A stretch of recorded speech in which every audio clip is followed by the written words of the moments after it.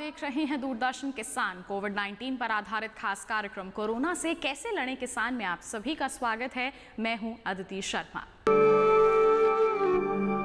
देश में कोविड-19 की रोकथाम, नियंत्रण और प्रबंधन पर उच्चतम निगरानी की जा रही है और विभिन्न राज्यों के सहयोग से कई नए कार्य भी इस दिशा में शुरू किए गए हैं। आइए आपको दिखा देते हैं स्वास्थ्य मंत्रालय की प्रेस वार्ता पर आधारित ये खास रिपोर्ट।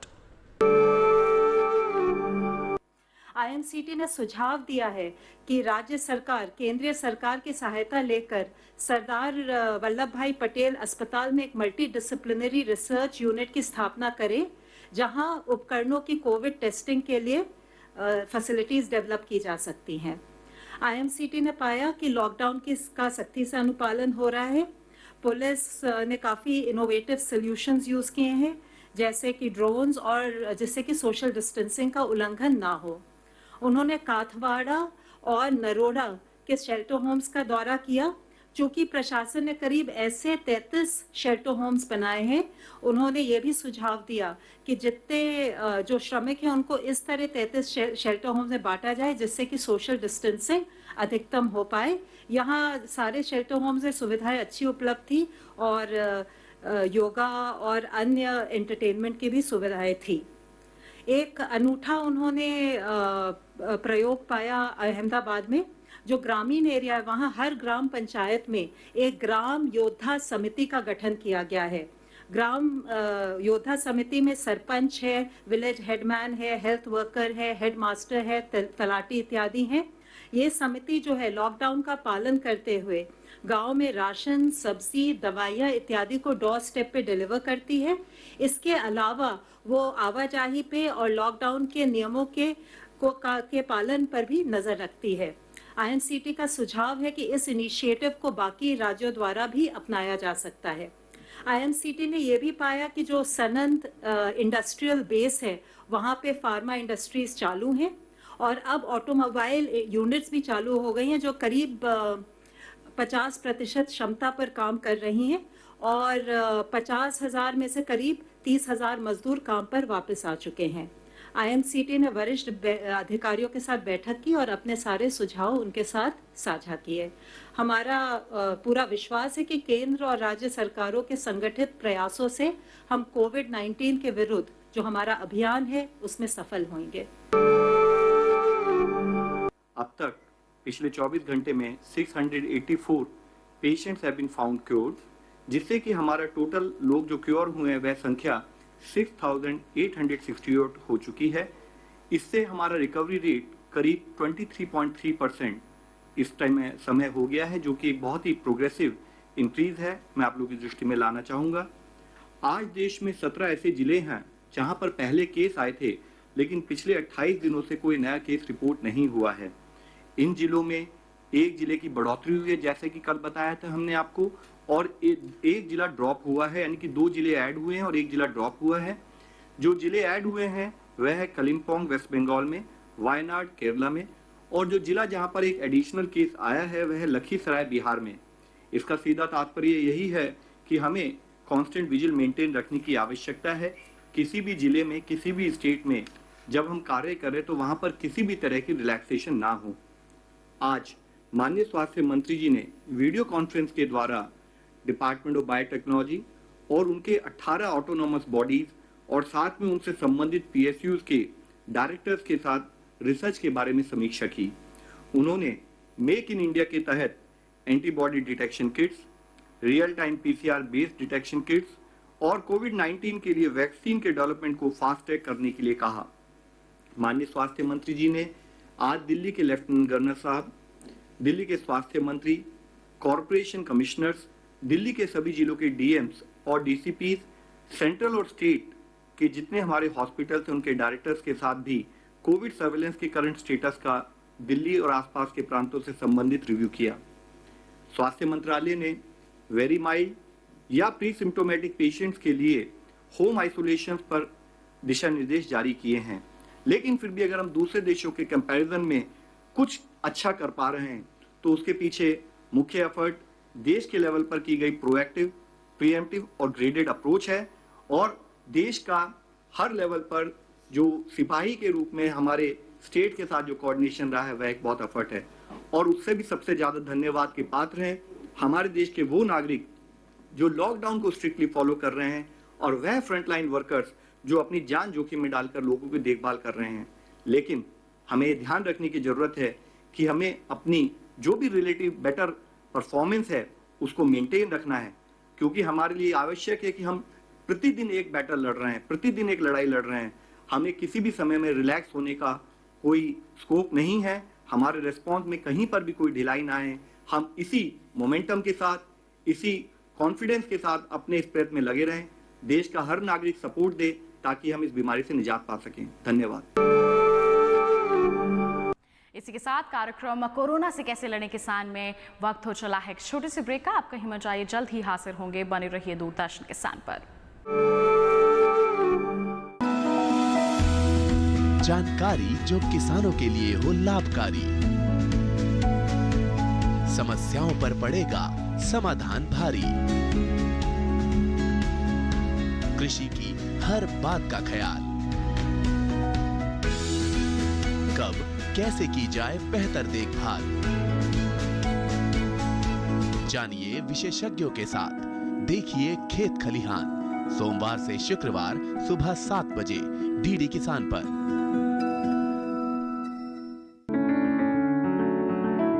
महका महका घर आंगन, हरियाली से खिलेगा तन मन, छत पर छोटी सी बगिया, जरूरत भी पूरी शौक भी पूरा।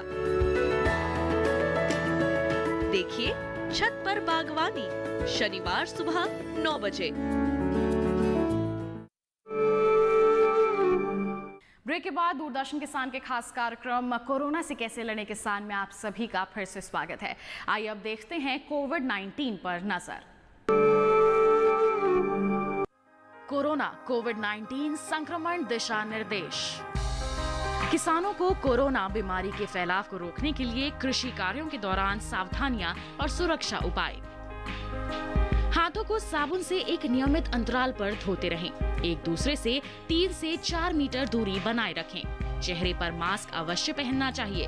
हाथों को चेहरे पर ना लगाएं।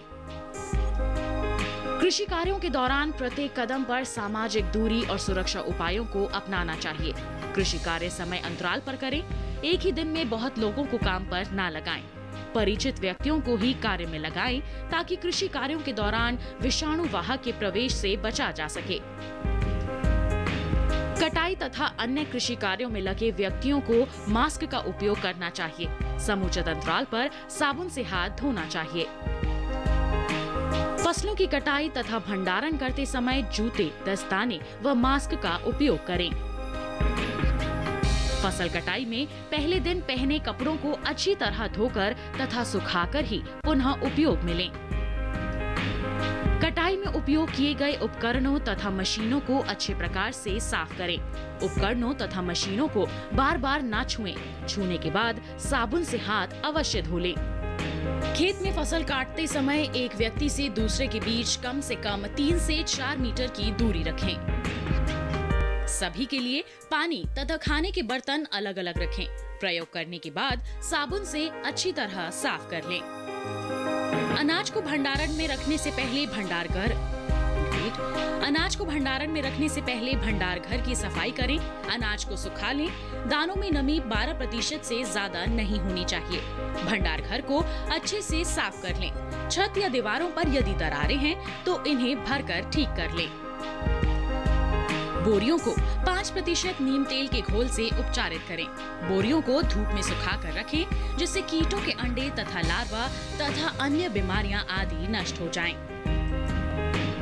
कटाई के उपरांत घर लौटते समय अलग अलग वाहनों या साइकिल का प्रयोग करें। भीड़ वाली जगह तथा कोरोना संक्रमित जगह पर ना जाएं। यदि किसी व्यक्ति को खांसी, जुकाम, बुखार, सिर दर्द, बदन दर्द आदि के लक्षण हो तो उसे कटाई तथा अन्य कृषि कार्यों से दूर रखें और तुरंत नजदीकी स्वास्थ्य कर्मी को सूचित करें। सब्जियों जैसे टमाटर, बैंगन, लौकी तथा अन्य सब्जियों को तोड़ने से पहले हाथों में दस्ताने तथा मास्क अवश्य पहन लें तथा इन्हें बाजार में बेचने के समय सामाजिक दूरी का ध्यान जरूर रखें। इम्यूनिटी बढ़ाने के लिए आयुष मंत्रालय के तरीके अपनाएं जो रोग प्रतिरोधक क्षमता बढ़ाने में उपयोगी होते हैं। पीने के लिए गर्म पानी का ही उपयोग करें। योगासन, प्राणायाम और ध्यान हर दिन कम से कम 30 मिनट तक जरूर करें। हल्दी, जीरा, धनिया, लहसुन का उपयोग खाने में अवश्य करें। आधा चम्मच हल्दी को 150 मिलीलीटर दूध में मिलाकर दिन में 1 से 2 बार पिएं। ध्यान रखें, खाना खाने के तुरंत बाद या तुरंत पहले दूध ना पिएं। हर्बल चाय या काढ़ा पिएं। इसके लिए तुलसी, दालचीनी, काली मिर्च, अदरक और मुनक्का एक साथ पानी में उबाल लें और छानकर इस पानी का सेवन करें। स्वाद के लिए गुड़ या नींबू का रस मिला सकते हैं। इसे आप दिन में 1 से 2 बार पी सकते हैं। आरोग्य सेतु ऐप को फोन पर डाउनलोड करें। भारत सरकार का ये ऐप आसपास मौजूद कोरोना संक्रमित लोगों के बारे में पता लगाने में मदद करेगा। इसी के साथ कार्यक्रम में वक्त हो चला है एक और छोटे से ब्रेक का। आप कहीं मत जाइए। ब्रेक के बाद आपको दिखाएंगे डॉक्टर्स की क्या है सलाह हमारे किसानों के लिए।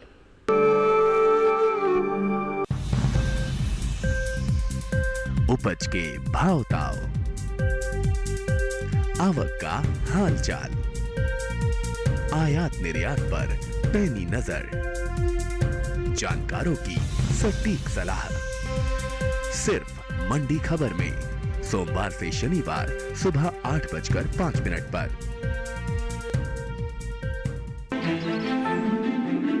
बादलों की लुका छिपी, बारिश का हाल, बर्फ की चादर, बदलता रुख हवाओं का और मौसम के लिहाज से कैसे करें खेती और भी बहुत कुछ। मौसम खबर लाइव रोजाना सुबह 8:30 पर, शाम 5 बजे और 7:30 पर। ब्रेक के बाद दूरदर्शन किसान के खास कार्यक्रम कोरोना से कैसे लड़े किसान में आप सभी का फिर से स्वागत है। आइए अब आपको दिखा देते हैं डॉक्टरों की क्या है सलाह। नमस्कार, मैं डॉक्टर पूजा सिंगर। मैं प्राकृतिक चिकित्सक एवं न्यूट्रिशनिस्ट हूँ।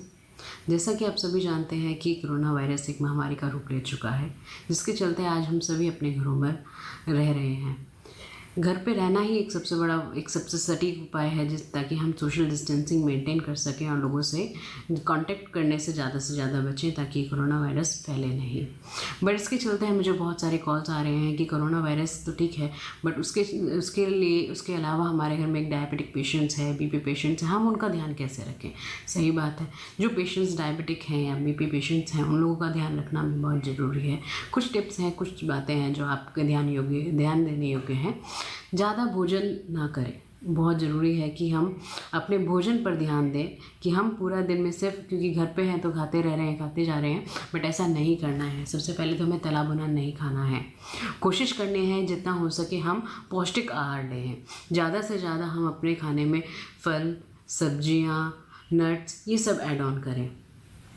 जितना आप गरिष्ठ भोजन खाएंगे उतना ज़्यादा आपका डाइजेस्टिव सिस्टम डाउन होगा, जिसके चलते आपका एसिडिटी लेवल बढ़ेगा और इम्यूनिटी भी डाउन होगी। तो इम्यूनिटी को हमें बढ़ाने के लिए बहुत अपने डाइट में फ्रूट्स और वेजिटेबल्स ऐड ऑन तो करने ही हैं, प्लस आपको प्रोटीन भी इंक्लूड करना है, जिसमें जो हमें दालों से, हमें सोयाबीन से, पनीर से, अंडों से, इन सब से हमें प्रोटीन मिलता है। तो अपनी डाइट में आप प्रोटीन इंक्लूड करिए। आप अपनी डाइट में फल, सब्जियां, आंवला, नींबू, संतरा, टमाटर ये ज़्यादा से ज़्यादा अपनी डाइट में लेने की कोशिश करिए। हाँ, अपने खाने बनाते वक्त हल्दी ज़रूर डालिए ताकि वो आपकी इम्यूनिटी को और स्ट्रॉन्ग करे, और एंटीऑक्सीडेंट तो है ही उसमें। दूसरी बात यह है कि आप गर्मियाँ हो रही हैं तो आप अपने आप को हाइड्रेट ज़रूर रखिए। पूरा दिन में एटलीस्ट 8 से 10 ग्लास पानी ज़रूर पीजिए। चाहे आप वो नींबू पानी पीजिए, नारियल पानी पीजिए, छाछ पीजिए, चाहे थोड़ा कोशिश करिए कि कम रहे ताकि आपका एसिड बैलेंस बना रहे। तीसरी बात यह है कि आप प्रॉपर नींद लीजिए। 6 से 8 घंटे की नींद आप ज़रूर लीजिए, वो बहुत ज़रूरी है। अगर आप प्रॉपर नींद नहीं लोगे तो आपका कंसंट्रेशन पूरा नहीं होगा। आप अच्छे से नहीं सोओगे तो आपका डाइजेस्टिव सिस्टम अच्छे से काम नहीं करेगा। चौथी बात ये है कि अगर आप अपना दिनचर्या ठीक नहीं रखते हैं, यानी आप अपनी एक्सरसाइज नहीं करते हैं, वॉक नहीं कर रहे हैं, कोई प्राणायाम नहीं कर रहे हैं, तो मोटापा होने के साथ साथ आपका ब्लड शुगर भी बढ़ सकता है, आपका बीपी भी बढ़ सकता है। तो घर में रहिए और घर में रहकर आप योगा कर सकते हैं। कुछ नहीं है तो आप पूरा दिन पूरा दिन घर पे ही वॉक कर लीजिए। खाना खाने के बाद आप घर में ही वॉक कर सकते हैं। और कुछ भी नहीं है तो कोशिश करिए खाना जहाँ पे खाया है अपने बर्तन खुद ही आप उठा के रख के आएँ, उनको ही आप खुद साफ़ कर लें। घर में साफ़ सफाई का अपना ध्यान दें। ये छोटी छोटी सी चीज़ें हैं जिनका ध्यान रखकर हम अपने आप को स्वस्थ रख सकते हैं। एंड पांचवी चीज़ जो हमारे लिए अत्यंत आवश्यक है, एक सोशल डिस्टेंसिंग, घर में हाइजीन मेंटेन करना, अपने हाथ बार बार धोना। अगर हम घर में भी हैं तो कोशिश करिए मास्क पहन लें, लेकिन बाहर अगर आप जा रहे हैं तो मास्क के बिना नहीं जाइए और ग्लव्स के बिना बिल्कुल मत जाइए। कोशिश करिए ज़्यादा से ज़्यादा अवॉइड कर सकें, जितना अवॉइड हो सकता है बाहर जाना उतना तो आप अवॉइड करिए ही करिए। अगर पॉसिबल नहीं है अवॉइड करना तो बेटर है कि आप प्रिकॉशन लें, साथ में सैनिटाइज़र भी ज़रूर लेकर जाएँ आप। नमस्कार, मैं doctor Anup Kumar, professor and head of the department urology and renal transplant Safdarjung hospital बोल रहा हूं। मैं आज अपने किसान भाइयों को कोरोना वायरस के बारे में कुछ इम्पोर्टेंट जानकारी देने वाला हूं। जैसा कि आप जानते हैं, कोरोना वायरस नाम की महामारी से पूरा विश्व और भारत जूझ रहा है। कोरोना वायरस एक इंसान से दूसरे इंसान तक पहुंचने के दो तरीके होते हैं। पहला, जब कोई व्यक्ति छींकता है और खांसता है तो उसके थ्रू जो ड्रॉपलेट्स निकलते हैं उसके थ्रू वायरस एक इंसान से दूसरे वायरस में जा सकता है। और दूसरा रास्ता है कि जब हम किसी बेजान चीज़ों को छूते हैं, जैसे कि डोर का हैंडल है, नॉब है, कोई भी ऐसी चीज़ों को हम छूते हैं जिसमें पहले से ही कोरोना वायरस जो है वहाँ पर बैठा हुआ है, उसको हम फिर छू के अपने इस एरिया को छू लें, यानी कि आँखों को, नाक को और मुंह को छू लें तो वायरस हमारे अंदर जा सकता है। तो आपको कुछ बातों का बहुत ज़रूरी ध्यान रखना है। सबसे पहले आपको सोशल डिस्टेंसिंग का पालन करना है। सोशल डिस्टेंसिंग का मतलब है कि एक इंसान से दूसरे इंसान के बीच में कम से कम 1 मीटर का फासला होना चाहिए, क्योंकि ऐसा करने से अगर कोई आदमी छींकता खांसता भी है तो भी जो वायरस है वो इतने डिस्टेंस तक ट्रैवल नहीं कर सकता है। नंबर 2, आपको जब भी छींके खांसें तो हमेशा एक रुमाल, एक टिश्यू पेपर या जो आपकी कोहनी का पीछे का भाग है उसको यूज कर सकते हैं। भारतीय कृषि अनुसंधान परिषद यानी कि ICAR द्वारा कोरोना वायरस को ध्यान में रखते हुए रबी फसलों की कटाई, भंडारण और विपणन के लिए कुछ एडवाइजरीज जारी की गई हैं। क्या है ये एडवाइजरी, आइए आपको दिखा देते हैं। कृषि कार्यों के दौरान जरूरी सावधानियों के बारे में भारतीय कृषि अनुसंधान परिषद ने एडवाइजरी जारी की है। परिषद का कहना है कि फसलों की कटाई या मड़ाई के दौरान एक दूसरे से पर्याप्त दूरी बनाए रखें, चेहरे पर हर समय मास्क लगाए रखें और अपने हाथ बार बार साबुन से अच्छी तरह धोते रहें। कृषि यंत्रों और उपकरणों की भी साफ सफाई करना बेहद जरूरी है। भारत के उत्तरी राज्यों में गेहूं पकने की अवस्था में है।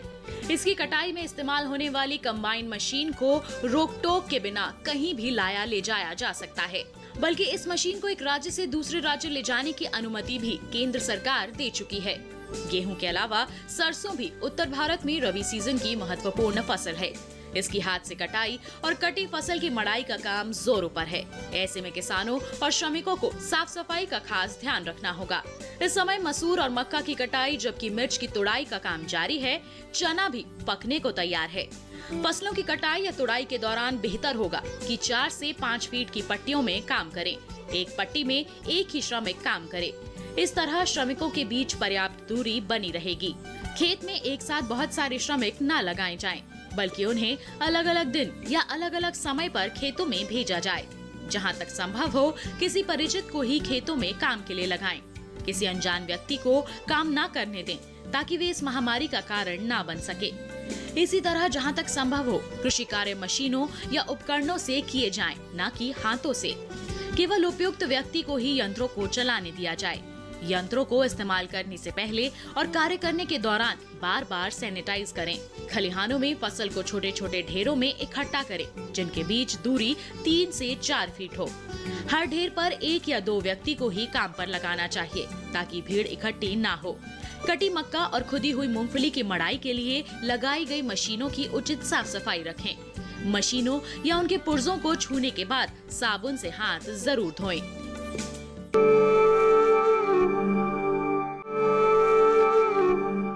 तो किसान भाइयों बहनों, आप सभी से गुजारिश है कि आप स्वस्थ रहिए, सुरक्षित रहिए और कृषि कार्य करते समय आप एडवाइजरीज, जो दिशा निर्देश जारी किए गए हैं, उसका पालन जरूर करिए। इस उम्मीद के साथ कि आप सभी सुरक्षित रहेंगे, स्वस्थ रहेंगे, हमें दीजिए इजाजत। आप बने रहिए दूरदर्शन किसान पर। नमस्कार।